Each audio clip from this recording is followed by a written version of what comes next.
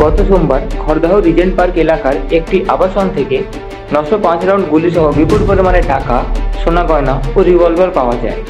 আর সেই সূত্রে মধুসূদন মুখার্জি নামে ৬৬ বছরের একজন গ্রেফতার করে ব্যারাকপুর গোয়েন্দা বিভাগের পুলিশ।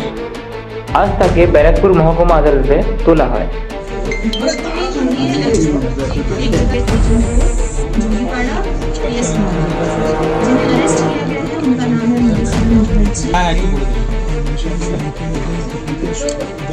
जब वहाँ पे रेड करी गई तो हमें वहाँ बहुत स्मॉल आर्म्स मिली गई हैं, उसमें से एक खाली मैगजीन वाला था, उनमें से 7 मौत के अलावा वहाँ से 905 एम्यूनिशन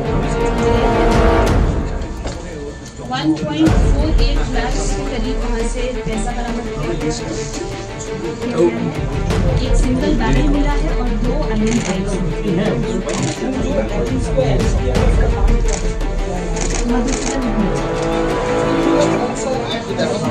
आर्म्स एक्ट के अंतर्गत एक केस किया गया।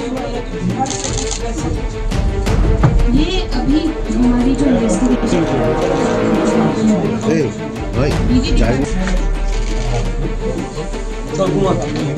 কি বলে ইতিমধ্যে দেখা যাচ্ছে